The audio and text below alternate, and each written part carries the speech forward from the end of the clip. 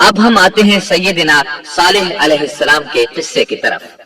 دن گزرتے گئے اور لوگ ایک بار پھر ابلیس لعین کے وسوسے میں آ کر کفر کی طرف پلٹ آئے، کیونکہ ابلیس کسی بھی شخص کو وسوسے میں ڈالے بغیر نہیں چھوڑتا۔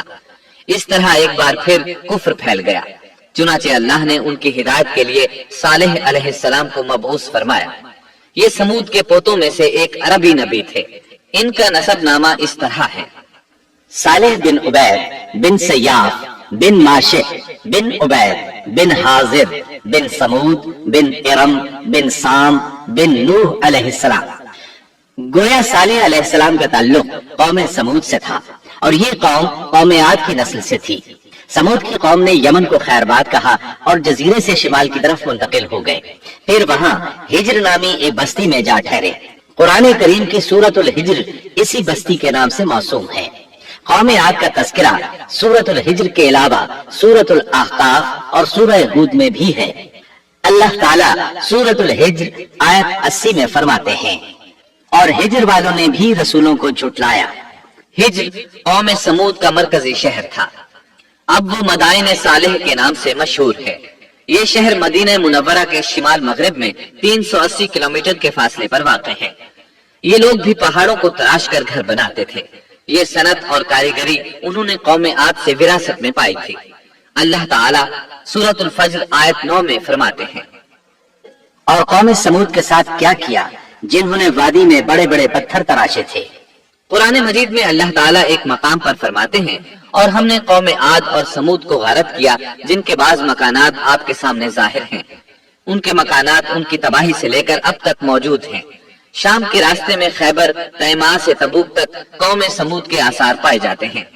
یہ لوگ کس طرح پتھر تراش کر گھر بناتے تھے، اللہ تعالیٰ نے سورۃ الاعراف آیت 74 میں اس کا ذکر کیا ہے۔ اس وقت کو یاد کرو جب اللہ تعالیٰ نے تمہیں قوم عاد کے بعد جانشین بنایا اور تمہیں زمین پر رہنے کا ٹھکانہ دیا کہ نرم زمین پر محل بناتے ہو اور پہاڑوں کو تراش کر ان میں گھر بناتے ہو۔ سو اللہ کی نعمتوں کو یاد کرو اور زمین میں فساد مت پھیلاؤ۔ یہ آیت ان کی طاقت، جسم کی صلاحیت اور ماہر فن ہونے پر دلیل ہے۔ پہاڑوں کو تراشنا دراصل قوم عاد کی عادت تھی۔ یہ بھی چونکہ انہی سے تھے، اس لیے وراثت میں یہ کام انہیں بھی آ گیا تھا۔ جس طرح اللہ نے عاد کو اپنی نعمتوں سے نوازا تھا، اسی طرح سمود کو ان سے بڑھ کر نعمتیں دی تھی۔ اللہ تعالیٰ صالح علیہ السلام کی زبانی ان سے فرماتے ہیں: اے قوم سمود، کیا تمہیں ان چیزوں میں بے فکری سے رہنے دیا جائے گا، یعنی باغات، چشموں، کھیتوں اور کھجوروں میں جن کا خوشہ ملائم ہے، اور تم پہاڑوں کو تراش کر پرتکلف گھر بناتے ہو؟ بس اللہ سے ڈرو اور میرا کہنا مانو۔ لیکن ان لوگوں نے ہر طرح سے قوم عاد کی پیروی کی، نصیحت پکڑنے کی بجائے بتوں کی عبادت شروع کر دی۔ اللہ نے ان کے درمیان صالح علیہ السلام کو مبعوث فرمایا۔ آپ نبوت ملنے سے پہلے بھی عقل مند اور علم والے تھے، باعزت گھرانے سے تعلق رکھتے تھے۔ اپنے معاملات میں لوگ ان سے مشورے لیتے تھے، لہٰذا انہیں ایک خاص مقام حاصل تھا۔ لیکن جب آپ نے انہیں ایک اللہ پر ایمان لانے، اس کے سوا کسی کی عبادت نہ کرنے کی دعوت دی تو ان کا ساتھ چھوڑ گئے۔ جواب میں ان سے کہنے لگے: اے صالح، اس سے پہلے تو ہم تجھ سے بہت کچھ امیدیں لگائے ہوئے تھے۔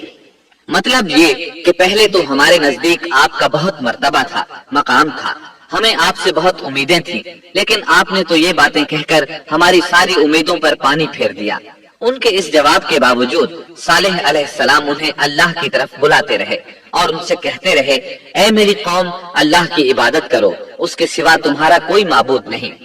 تمام انبیاء کی اپنی اپنی قوم کو یہی دعوت تھی کہ اے لوگو، اللہ کی عبادت کرو، اسی نے تمہیں زمین سے پیدا کیا ہے، اسی نے تمہیں زمین میں آباد کیا ہے، اس سے معافی طلب کرو، یقیناً میرا رب قریب ہے اور دعاؤں کو قبول کرنے والا ہے۔ اے میری قوم، تم نیکی سے پہلے برائی کی جلدی کر رہے ہو، اللہ سے معافی کیوں نہیں مانگتے کہ تم پر رحم کیا جائے؟ اللہ سے ڈرو، میری اطاعت کرو، حد سے گزر جانے والے بے باک لوگوں کی اطاعت سے باز آؤ، وہ ملک میں فساد پھیلا رہے ہیں اور